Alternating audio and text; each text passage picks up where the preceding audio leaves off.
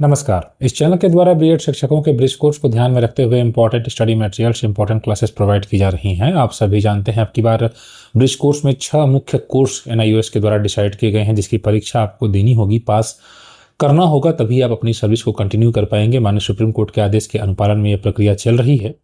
इसमें अंग्रेजी और संस्कृत को लेकर शिक्षकों में कन्फ्यूजन की स्थिति है। आज की इस वीडियो में हम अंग्रेजी का विस्तृत अध्ययन करेंगे कि जो सिलेबस है वह क्या होने वाला है, क्योंकि अभी शिक्षक आवेदन कर रहे हैं।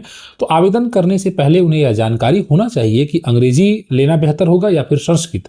आपको यह तब पता चलेगा जब आप यह देखेंगे कि आपको अंग्रेजी में क्या पढ़ना है।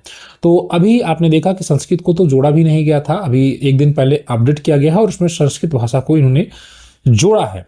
द्वितीय भाषा के रूप में बच्चा कौन सी भाषा सीखता है यह आवश्यक है, क्योंकि हम लोगों ने चर्चा पहले इसी बात पर की थी और इन्होंने जो सिलेबस जारी किया है, जो गाइडलाइंस जारी की है, उसमें सिलेबस में संस्कृत को नहीं ऐड किया गया है। अब ये कल अपडेट हुआ है, लेकिन जो मुख्य सिलेबस जारी हुआ है उसमें लैंग्वेज 2 के रूप में मुख्य रूप से अंग्रेजी को ही रखा गया है। इसका मतलब यह हुआ कि जो शिक्षक है, चूंकि शिक्षा जो है वह बाल केंद्रित है, द्वितीय भाषा के रूप में बच्चा कौन सी भाषा सीखता है उसी को पढ़ाने शिक्षक को आना चाहिए। आज की इस वीडियो में हम यह देखेंगे कि अंग्रेजी में आपको क्या पढ़ना है। संस्कृत की जैसे ही जानकारी आएगी हम संस्कृत के बारे में भी आपको अपडेट दे देंगे। लेकिन आप बार बार यह प्रश्न कर रहे हैं कि हम अंग्रेजी लें या संस्कृत, तो आप देख लीजिए कि अंग्रेजी में आपको क्या पढ़ना है। उत्तर आपको अंग्रेजी में ही देना होगा। आप कहीं कहीं अपनी भाषा, अपनी बात को प्रकट करने के लिए हिंदी शब्दों का भी प्रयोग कर सकते हैं। ऐसा हमने पहले भी आपको बताया था कि बिल्कुल ऐसा नहीं है कि आप बिल्कुल परंपरागत रूप से अंग्रेजी लिखने वाले ही बन जाए। आपको यहाँ पर अंग्रेजी शिक्षण के आधार पर अपनी बात बतानी है, तो आप जगह जगह हिंदी शब्दों का भी प्रयोग कर सकते हैं। लेकिन हाँ, चूंकि अंग्रेजी है तो अंग्रेजी शब्दों का भी प्रयोग आपको करना ही होगा। अब कोर्स नंबर 4 है। देखिएगा, इस चैनल के द्वारा कोर्स नंबर 1 पर भी काम किया जा रहा है। लगभग 9 चैप्टर्स हैं। 5 चैप्टर्स की पीडीएफ हमने आपको अवेलेबल करा दी है। 2 चैप्टर्स की क्लासेस भी प्रोवाइड कर रहे हैं। आगे हम धीरे धीरे इसको कवर कर लेंगे। इसके अलावा हम हिंदी भी जल्दी शुरू कर रहे हैं और उसके बाद अन्य जो सब्जेक्ट्स हैं उस सभी सब्जेक्ट्स पर काम किया जाएगा। इस चैनल से आप जुड़े रहें, थोड़ा अधिक से अधिक लोगों तक कनेक्ट करें इस चैनल से लोगों को। ये पेडागॉजी ऑफ लैंग्वेज 2 जो है, कोर्स नंबर जो 4 है, 2 तो आपका बाल मनोविज्ञान से संबंधित एक शिक्षण शास्त्र है, तीसरा आपका हिंदी है, चौथी भाषा के रूप में अंग्रेजी है। तो आज देख लेते हैं कि अंग्रेजी में क्या क्या आपको करना है। देखिएगा, यह पूरा कोर्स 3 यूनिट में डिवाइड किया गया है जो अंग्रेजी है, और इसमें कुल मिलाकर 11 अध्याय है। ठीक है, 11 अध्याय हैं, ध्यान दीजिएगा। इस कोर्स में द्वितीय भाषा के रूप में अंग्रेजी को कैसे पढ़ाना है, क्या नीतियां कहती हैं, जो हमारी न्यू एजुकेशन पॉलिसी है वह द्वितीय भाषा के रूप में क्या कहती है, ये सारी चीज़ें आपको सीखनी है। कैसे LSR मतलब कि जो बच्चा सुनता है, बोलता है, पढ़ता है, लिखना है, ये सारी चीज़ों का असेसमेंट करना है। ये सब किस प्रकार से बच्चे को मतलब सिखाया जाएगा, ये सब। अब देखिए, इसमें हमने जैसा कि आपको बताया कि 3 यूनिट्स में इसका डिवीजन किया गया है। आइए हम देखें यूनिट 1 क्या है। देखिएगा, understanding language education and multilingualism, यानी कि इसमें आपको यह देखना है कि बच्चा जो है भाषा की समझ किस प्रकार से करता है और कई भाषाओं को बच्चा किस प्रकार से बोलता है। जैसे बच्चा अपने घर एक अलग प्रकार की भाषा शैली में बातचीत करता है, विद्यालय में अलग, और विद्यालय में फिर आकर उसको अंग्रेजी सिखाया जाता है, संस्कृत सिखाया जाता है, इन भाषाओं को सिखाया जाता है। तो यह यूनिट जो है, आप देखिए, इसमें 2 चैप्टर हैं। जो पहला यूनिट है उसमें 2 चैप्टर हैं। यह यूनिट भाषा शिक्षा की नीतियां, और जो दूसरी भाषा है, जो बच्चा पहली भाषा तो हिंदी सीखता है, दूसरी भाषा के रूप में कक्षा 1 में आप बच्चे को क्या पढ़ाते हैं, आप बताइए। सीखने की प्रक्रिया, उस चीज को समझाया जाएगा इसमें। अब देखिए, चैप्टर 1 है लैंग्वेज एजुकेशन, जिसमें न्यू एजुकेशन पॉलिसी 2020, जो NCF है फंडामेंटल स्टेज का 2022, और स्कूल एजुकेशन 2023 की भाषा संबंधी कुछ बातें जो बताई गई हैं इसमें। और मल्टीलिंगुअलिज्म के फायदे, बच्चा अगर हिंदी के अलावा अंग्रेजी बोल रहा है तो उससे क्या फायदा होने वाला है। क्लासरूम चैलेंजेस और क्लासरूम रिसोर्सेस, इन सारी चीज़ों को आपको कवर करना है। शॉर्ट में आपने चैप्टर 1 को देख लिया है। हम आगे और विस्तृत तरीके से देखेंगे, एक एक चीज़ को समझने का प्रयास करेंगे। चैप्टर 2 में देखिए, सेकेंड लैंग्वेज एक्विजिशन है, मदर टंग से इंग्लिश सीखना। बच्चा पहले हिंदी बोल रहा है, वो अंग्रेजी सीख रहा है, तो किस प्रकार से सेकेंड लैंग्वेज एक्विजिशन। जैसे मान लीजिए कि हम एक उदाहरण के तौर पर एक बंगाल के शिक्षक हैं जो उत्तर प्रदेश में मान लीजिए पढ़ा रही हैं, ठीक है। तो बंगाल के शिक्षक मान लीजिए कि उत्तर प्रदेश में पढ़ा रही हैं और वह अंग्रेजी बच्चों को पढ़ा रही हैं। बच्चे धीरे धीरे अंग्रेजी सीख रहे हैं। जो बंगाल की शिक्षिका हैं वो कभी कभी आपस में बातचीत करते समय फोन पे किसी से बातचीत करते समय बंगाली शब्दों का भी प्रयोग करती हैं, ठीक है। तो बंगाली शब्दों का प्रयोग करती हैं, तो आपको 1 महीने बाद या 15 दिन बाद उन्होंने देखा कुछ बच्चे भी बंगाली बोल ले रहे हैं, कुछ शब्दों का चुनाव कर ले रहे हैं, जैसे कुछ शब्द बंगाली में मुख्य रूप से बोल ले रहे हैं। तो बच्चों ने क्या किया, वो लैंग्वेज को उन्होंने सीखा, क्या उन्होंने पढ़ाया था? नहीं, उन्होंने उससे अर्जित कर लिया अपनी अध्यापिका से। वो तो बच्चों को अंग्रेजी पढ़ा रही है मान लीजिए उत्तर प्रदेश में, लेकिन अगर वो बंगला बोल ले रही हैं तो बच्चे उनकी भाषा को सीख ले रहे हैं। उनकी बात को सुन करके। तो ये हुआ लैंग्वेज को मतलब कि अर्जित कर लेना, जो एक एक्विजिशन है, ठीक है, किस प्रकार से बच्चा अर्जित करता है। तो ये सारी चीजें हैं, आगे हम लोग इस पर डिस्कस करेंगे जब इसको कवर करेंगे। तो सर्कुलर गोल्स है, लर्निंग आउटकम्स, यूनिट 2 है। अब देखिए ये तो आपका यूनिट 1 है, 2 चैप्टर्स। अब यूनिट 2 में पेडागोजी है, शिक्षण शास्त्र है, और रिसोर्सेस है, जिसमें चैप्टर 3 है 4 ब्लॉक अप्रोच, जो आपका हिंदी में है, सुनना बोलना पढ़ना लिखना, वही सारी चीजें इसमें भी है। किस प्रकार से है वो सारी चीजें आगे हम देखेंगे। चैप्टर 4 है वर्ड रिकॉग्निशन स्ट्रेटजीज, ठीक है, किस प्रकार से बच्चा शब्दों को पहचानता है, क्या स्ट्रेटजी आप अपनाएंगे कि बच्चा उस शब्दों को, वोकैब को और जो भी लेटर्स है साउंड को वो पहचान सके। रीडिंग एंड रिसोर्सेस, पढ़ना लिखना और जो स्रोत है, विभिन्न स्रोतों के माध्यम से बच्चा किस प्रकार से पढ़ता है, जैसे किताबें हैं, मैगजीन्स हैं, और जादुई पिटारा है, दीक्षा है, पोस्टर्स के माध्यम से बच्चा किस प्रकार से सीखता है, पढ़ता है, ये सारी चीजें हैं, ठीक है। इसमें आपका देखिए चैप्टर 4, चैप्टर 5 और चैप्टर 6 है writing and development of writing skill, यानी कि बच्चा जो लिखने की स्किल किस प्रकार से सीखता है, ठीक। अब यूनिट 3 जो है वो असेसमेंट पर है, बच्चे का आप मूल्यांकन किस प्रकार से करेंगे इस चीज पर है। यूनिट प्लान आप बनाएंगे, चैप्टर प्लान बनाएंगे, असेसमेंट करेंगे बच्चे की जो भाषा हो रही है, जो बातचीत कर रहा है, और उसके पढ़ने का असेसमेंट करेंगे, लिखने का असेसमेंट करेंगे, और कुछ चीज़ों पर असेसमेंट करेंगे आप, ठीक है। बच्चा साथियों से किस प्रकार से बातचीत करता है, किस प्रकार से सीखता है, ये सारी चीज़ें अब हम देखते हैं विस्तृत रूप में। अभी तो हमने आपको शॉर्ट में बताया, आप ध्यान दीजिएगा, आपने भी आवेदन नहीं किया है, आप ये देख लीजिए कि अंग्रेजी में आपको क्या क्या पढ़ना है, तब आप तय कर ले जाएंगे। थोड़ा संस्कृत का भी आ जाने दीजिए, तो और आप बेहतर तरीके से कवर कर लेंगे, समझेंगे कि आपको अंग्रेजी लेना चाहिए या संस्कृत। लेकिन यहाँ पर हाँ ये है कि अंग्रेजी सिलेबस इतना हल्का नहीं है जितना हम लोग समझ रहे थे। सिलेबस को इन्होंने काफ़ी बड़ा मतलब ब्रॉड कर दिया है। दिखने में बहुत छोटा लग रहा है, लेकिन जब आप उसको समझ रहे हैं, डिटेल में जा रहे हैं, तो फिर लग रहा है कि सिलेबस काफ़ी पेचीदा है, काफ़ी ब्रॉड है, ठीक है। अब ये कोर्स नंबर जो 4 है, जो इसमें यूनिट 1 है, जिसमें देखिए अब हम डिटेल में देख रहे हैं। हमने यूनिट 1 में जो अंडरस्टैंडिंग लैंग्वेज एजुकेशन है, इसमें चैप्टर 1 देखते हैं। अब देखिए हम सभी 11 पार्ट में आपको क्या क्या मुख्य रूप से पढ़ने होंगे, ये सारी चीजें हम आपको दिखा दे रहे हैं, ठीक। चैप्टर 1 देखिए, हम सिर्फ चैप्टर से शुरुआत करते हैं, हमने आपको सारी चीजें बता दी हैं। अब भाषा शिक्षा के सिद्धांत, भारत जैसे बहुभाषी देश में भाषा सीखने का क्या महत्व है, मल्टीलिंगुअलिज्म का सामाजिक या शैक्षिक महत्व क्या होता है, बच्चा हिंदी बोल रहा है, अंग्रेजी भी बोल रहा है, संस्कृत भी थोड़ा बहुत बोल ले रहा है, या मराठी बोल ले रहा है, महाराष्ट्र का है तो उससे क्या सामाजिक शैक्षिक महत्व क्या है, लैंग्वेज एजुकेशन और जो पॉलिसीज हैं, जो मदर टंग है बच्चे का, और सेकंड लैंग्वेज के लिए क्या नीतिगत प्रावधान किए गए हैं, ठीक है, जिसमें हमारे न्यू एजुकेशन पॉलिसी क्या कहती है, स्थानीय भाषा में शिक्षण किस प्रकार से, त्रिभाषा सूत्र क्या है, प्रारंभिक अवस्था में मल्टीलिंगुअल शिक्षा किस प्रकार से दी जाती है, भाषा विकास का संज्ञानात्मक प्रभाव बच्चे पर क्या पड़ता है ना। तो ये सारी चीजें आपको इसमें देखनी है। और जो एनसीएफ है, जो फाउंडेशनल स्टेज का जो 2022 का है, उसमें द्वितीय भाषा के रूप में अंग्रेजी को किस प्रकार से महत्व दिया गया, क्या क्या उसमें स्ट्रेटजी बनाई गई है, ये सारी चीजें, खेल आधारित, गतिविधि आधारित भाषा अधिगम, मातृभाषा में सीखने का अवसर, लर्निंग आउटकम आधारित भाषा शिक्षण। इसके अलावा एनसीएफ जो स्कूल एजुकेशन 2023 का है, उसमें जो इंग्लिश के लिए क्या लक्ष्य निर्धारित किए गए हैं, भाषा को कौशल के रूप में सिखाना, 4 कौशलों का एकीकृत विकास किस प्रकार से होगा, भाषा अनुकूल वातावरण का निर्माण आपको करना है, कुछ आयोग और नीतियां जो है उस पर भी इन्होंने एक प्रकाश डाल दिया है। तो वो थोड़ा थोड़ा लिख कर ऐसी चीजें डाल दी हैं कि दिखने में लग रहा है कि बस 2-4 शब्द में लिख दिया, लेकिन वो जब पढ़ेंगे तो फिर लगेगा कि ये काफी ब्रॉड है, ठीक है। बाकी मल्टीलिंगुअलिज्म में जैसा कि मैंने आपको बताया, कई भाषाएं जब बच्चे सीखते हैं तो उसका क्या अर्थ है, आप देख रहे हो तो बहुत सी चीजें रिपीट भी हो रही हैं, ठीक है। तो शिक्षा में बहुभाषिकता का क्या महत्व है, शैक्षणिक उपलब्धि क्या है, कक्षा में बहुभाषाओं का उपयोग किस प्रकार से होता है, संसाधन के रूप में या उदाहरण के रूप में, सीखने के माध्यम के रूप में, ठीक है। और हमें जरूरत है कि हम इस जो बहुभाषिकता है, बच्चा हिंदी बोल रहा है, अंग्रेजी बोल रहा है, मराठी बोल रहा है, ठीक है, तो किस प्रकार से उसको हम प्रमोट करें, ठीक है।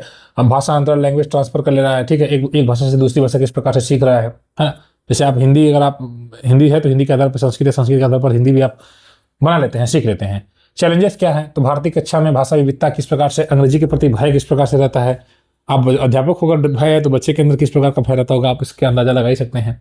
शिक्षकों की समझ क्या चुनौतियां हैं, अच्छी प्रथाएं क्या है, ट्रांस लैंग्वेजिंग क्या है, जो भी हम लोग कर रहे थे वही चीज़ यहाँ पर है, एक भाषा का प्रयोग करके दूसरी भाषा सीखना, होम लैंग्वेज का उपयोग है, समूह गतिविधियां हैं, दृश्य सभी सामग्री है, ठीक है। उसके बाद ये है देखिए अब आपका चैप्टर 2, सभी 11 चैप्टर्स आपको देखने हैं, देख लीजिएगा आज।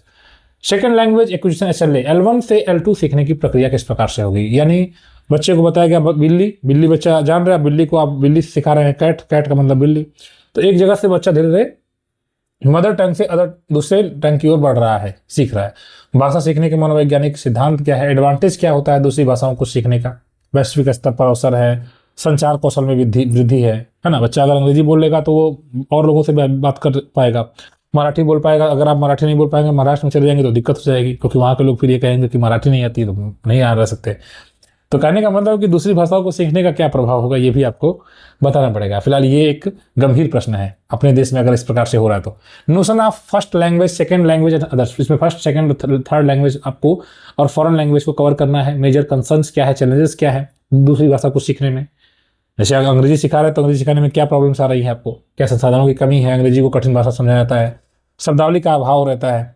आप हिंदी में एक एक शब्द को, एक एक चीज़ को कई शब्दों में बोलते हैं, है ना, लेकिन अंग्रेजी में उसको याद करना कठिन हो जाता है। आप एक अध्यापक के रूप में भी अगर देख रहे हैं आप, तो आप सभी चीज़ों के हिंदी नाम जानते हैं, लेकिन अगर सभी चीज़ों के अंग्रेजी नाम आपसे पूछा जाए तो कहीं ना कहीं कन्फ्यूजन हो जाएगी। तो उच्चारण की समस्याएं होती हैं, आप प्रोनाउंसिएशन सही से नहीं कर पाते हैं, मतलब बच्चे के रूप में भाषा एक्सपोजर की कमी रहती है।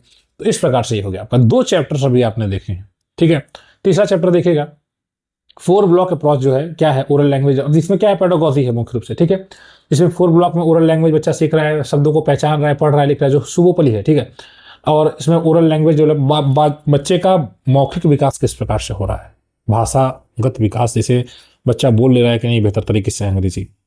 कभी कभी बच्चे आते हैं ना सर, बोलते सर बोलने का प्रयास करते हैं, sir I am a boy, I am a girl, good morning sir. तो बच्चा धीरे धीरे मौखिक भाषा के रूप में अंग्रेजी का प्रयोग किस प्रकार से करता है, किस प्रकार से सीखता है, ठीक है। तो वो चीज़ आपको यहाँ पर करनी है। Methods and activities to develop listening and speaking, और बच्चे के सुनने की क्षमता और बोलने की क्षमता। आप जो बोलेंगे बच्चा आपकी बात को सुनेगा और फिर वो बोलेगा। उसको किस प्रकार से विकसित किया जाए, क्या क्या अप्रोचेस होने चाहिए, किस तरीके का प्रयोग करेंगे। जैसे आपने स्टोरी टेलिंग कर दिया, आपने कह दिया देयर वाज अ बॉय, अब इसका मतलब बच्चे ने समझा, आपने उसको समझाया कि एक बच्चा था, आपने बोल दिया देयर वाज अ बॉय, ठीक। और अब उसके बारे में इसी तरह आगे स्टोरी बताते जाएंगे, बच्चा आपको रिपीट करता जाएगा, सुनेगा और फिर वो एक्सप्रेस करेगा। ड्रामा है, आप बच्चे से नाटक करा सकते हैं, कोई कहानी टाइप का उसको आपस में बातचीत करवा सकते हैं, कन्वर्सेशन करा सकते हैं। पिक्चर है, कोई आपने कोई चित्र दिखाया बच्चे को और बच्चे को पूछा कि बताओ इसमें क्या है, तो बच्चे ने बोला इसमें क्रोकोडाइल है, वाटर है, एक मंकी है, ट्री है। अब आप उसके आधार पर बच्चे से बातचीत कर सकते हैं। तो इस तरह से बच्चे का जो है एक्टिविटीज़ जो के माध्यम से बच्चा लिसनिंग की और स्पीकिंग की चीज़ों को सीख पाएगा, क्वेश्चन आपसे आस्क करेगा, ओपिनियंस अपना देख पाएगा, ठीक है। वर्ड रिकॉग्निशन है, वेरियस स्टडीज, किस प्रकार से बच्चा शब्दों को पहचानेगा, ठीक है। फोनेमिक अवेयरनेस है, लेटर रिकॉग्निशन है, किस प्रकार से शब्दों को, अक्षरों को पहचानेगा। साउंड सिंबल एसोसिएशन है, word sentences reading and writing है, शब्दों को, वाक्यों को पढ़ना लिखना, ये सारी चीज़ें हैं, ठीक। इसके अलावा वोकैब पोर्शन है, डेवलपमेंट स्टोरीज है, पोएम्स है, क्लासरूम एक्टिविटीज है, ठीक है। 5वां अध्याय है पढ़ने से संबंधित है, ठीक है। ये आपका है पढ़ने से संबंधित, जिसमें पढ़ने की समझ है, और टाइप्स ऑफ टेक्स्ट है, नैरेटिव है, पोएम्स है, डायलॉग्स है, अलग अलग प्रकार के जो टेक्स्ट होते हैं हमारे वाक्यों में, कविताएं होती हैं, बातचीत करते हैं तो अलग प्रकार का, जैसे आप हम लोग की हिंदी में होता है उसी प्रकार से अंग्रेजी में होता है, पोएम के रूप में होता है, डायलॉग्स के रूप में होता है, एक्सपोजिटरी होता है। टाइप्स ऑफ रीडिंग, पढ़ने का तरीका किस प्रकार से होता है, बच्चे कुछ धीरे धीरे पढ़ते हैं, कुछ बहुत तेज पढ़ते हैं, है ना। कुछ अन्य बच्चों के साथ जब कोई एक बच्चा बोलता है तो उसको पीछे पीछे अनुसरण करते हुए पढ़ते हैं। तो पढ़ने का किस प्रकार का तरीका होता है, गाइडेड रीडिंग है, स्वतंत्र रूप से बच्चा पढ़ता है, 2-4 बच्चे मिल के साथ में पढ़ते हैं, चुपचाप पढ़ता है, बहुत तेजी से पढ़ता है, ठीक। तो पढ़ने की स्ट्रेटजीज क्या होती हैं, ये सारी चीज़ें हैं। प्रेडिक्शन, अंदाजा लगाता है बच्चा, पिक्चर वर्क करता है, क्वेश्चनिंग है, समराइजिंग करता है, ठीक है। तो रिसोर्सेज फॉर रीडिंग डेवलपमेंट देख लीजिएगा, ये सारा आपका सिलेबस है, ठीक। Resources for reading development, reading corner है चाइल्ड। अब इसमें पढ़ने का विकास करने के लिए बच्चे का आपको कौन कौन सी चीज़ें चाहिए, ये चीज़ है यहाँ पर। न्यूज़पेपर्स है, होर्डिंग्स है, लेटर वर्ड कार्ड है, आपने बच्चे को दिखाएगा, बताओ ये क्या है।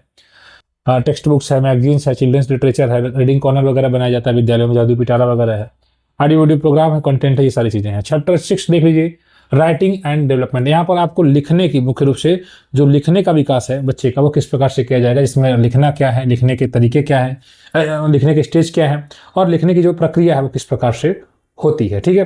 तो ये हो गया आपका चैप्टर 6, ठीक है। टाइप्स ऑफ राइटिंग, अब किस प्रकार से स्टोरी आप राइट करते हैं, पोएम करते हैं, लेटर, अलग अलग तरीके का लिखने का भी तरीका होता है ना, डायलॉग, आर्टिकल्स है। इसके बाद अब है यूनिट 3, इसमें आपको प्लानिंग करना है, असेसमेंट करना है टीचर्स, बच्चों के लिए।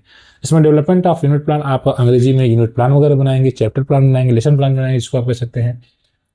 और उसी के आधार पर आप फिर एक्टिविटीज़ कराएंगे, resources, assessment, alignment, chapter wise teaching plan वगैरह आप बनाएंगे, ठीक है। इसमें असेसमेंट करेंगे बच्चे की भाषा का, जो ओरल लैंग्वेज है उसका आप असेसमेंट करेंगे, किस प्रकार से साउंड बच्चा रिकग्नाइज करता है, किस प्रकार से वर्ड सेलेक्ट करता है, वाक्य बनाता है, कंप्रिहेंसिव रिस्पॉन्स और बातचीत की स्किल है बच्चे का, कहानी किस प्रकार से करता है, बातचीत डिलीवरी स्टेप, बच्चे आपस में किस प्रकार से बात करते हैं, ये सारी चीज़ें हैं, ठीक है। और उसके बाद चैप्टर 9 है असेसमेंट ऑफ रीडिंग, पढ़ने की स्ट्रेटजीज आप देखेंगे इसमें, जिसमें पढ़ रहा है बच्चा, कंप्रीहेंशन, टूल्स है, स्ट्रेटजीज है, जैसे अलग अलग टेक्स्ट फॉर्म है, रीड कर रहा है, ठीक, वर्ड, सेंटेंस, पैराग्राफ बच्चा पढ़ रहा है, गिविंग फीडबैक, पढ़ने के बाद अपनी स्ट्रेटजी दे रहा है, अपना फीडबैक दे रहा है, ठीक है। तो इस प्रकार से आप देखेंगे एरर वगैरह सुधारना है आपको, वर्कशीट डेवलपमेंट है, ठीक, क्वेश्चन पेपर डिजाइन वगैरह करेंगे। चैप्टर 10 है असेसमेंट ऑफ राइटिंग, अब यहाँ पर लिखने का आप असेसमेंट, बच्चे के लिखने का, आपके मतलब बच्चा लिखता है तो उसका असेसमेंट वगैरह करेंगे। लिस्निंग है, इसमें टूल्स है, स्ट्रेटजीज है, पैराग्राफ कॉम्बिनेशन है, पंचुएशन है, ग्रामर इन कंटेक्स्ट, आप उसमें ग्रामर वगैरह का भी थोड़ा बहुत अब उसमें पोर्शन आ जाएगा, बच्चा ग्रामेटिकली ज़्यादा एरर तो नहीं करता है। क्रिएटिव राइटिंग है, स्टोरीज वगैरह है, लिसनिंग राइटिंग है, यही सारी चीज़ें, सुनना, बोलना, पढ़ना, लिखना, हर जगह ज़्यादातर ये फोकस कर रहे हैं इसी पर। चैप्टर 11 है अदर डायमेंशंस ऑफ असेसमेंट, जिसमें सेल्फ करेक्शन है, इस प्रकार से बच्चा 360 डिग्री असेसमेंट है पूरा, उसका बच्चा किस प्रकार से मतलब समग्र रूप से जो विकास हो रहा है उसका मूल्यांकन आपको पूरी तरह से बेहतर तरीके से करना है। तो इस प्रकार से आपको कुल मिला जुला कर चैप्टर 11 है, ये सिलेबस NIOS ने जो जारी किया है उसके आधार पर हमने आपको पहले भी कराया था, लेकिन अभी डिटेल में नहीं अवेलेबल कराया था, ठीक है। आज आपने इसको देख लिया, यह विस्तृत सिलेबस है जो आपको अंग्रेजी में पढ़ना है, ठीक है। सिलेबस काफ़ी ब्रॉड लग रहा है भी सिलेबस। बीएड शिक्षकों के लिए आवश्यक है यह ब्रिज कोर्स करना और ध्यान देना इस बात को लेकर कि दोनों में से कौन सा आपके लिए बेहतर होगा, यह आप स्वयं से डिसाइड करिए। संस्कृत में अभी इन्होंने नया 1-2 दिन में अपडेट किया है, लेकिन अभी तक जो इनका होता रहा है वह अंग्रेजी ही होता रहा है। अंग्रेजी में आप अंग्रेजी शब्दों का प्रयोग करेंगे, लेकिन हिंदी भी प्रयोग कर सकते हैं। ऐसा नहीं है कि आप हिंदी अगर प्रयोग कर देंगे तो आपके साथ कुछ ऐसा कुछ ये कर देंगे, ऐसा नहीं है। अपनी बात को हिंदी में भी व्यक्त कर सकते हैं, बस कुछ अंग्रेजी शब्दों का भी प्रयोग आपको जरूर से करना होगा। बाकी ब्रिज कोर्स से संबंधित महत्वपूर्ण जानकारी के लिए तैयारी अगर कर रहे हैं तो आप इस चैनल को ज्वाइन कर लीजिए। हम PDF ग्रुप में अवेलेबल कराते हैं, आप व्हाट्सएप ग्रुप ज्वाइन करके डेली बेस पर PDF वगैरह प्राप्त कर सकते हैं। जल्द ही बुक्स वगैरह भी अवेलेबल आपको करा दी जाएंगी। तब तक अभी आपके पास जो भी मैटर नहीं है, तो चूंकि आपके पास समय हमेशा कम ही रहता है, तो आप इन जो सिलेबस है और इसके आधार पर जो स्टडी मटेरियल्स तैयार किया जा रहा है आप उसे देखें, निश्चित ही आपको फायदा होगा। इसी प्रयास के साथ इसी उम्मीद के साथ प्रयास किया जा रहा है कि शिक्षकों का हित हो और जो भी मटेरियल्स है वो आपके एग्जाम ओरिएंटेड तैयार किए जा रहे हैं। जुड़े, धन्यवाद।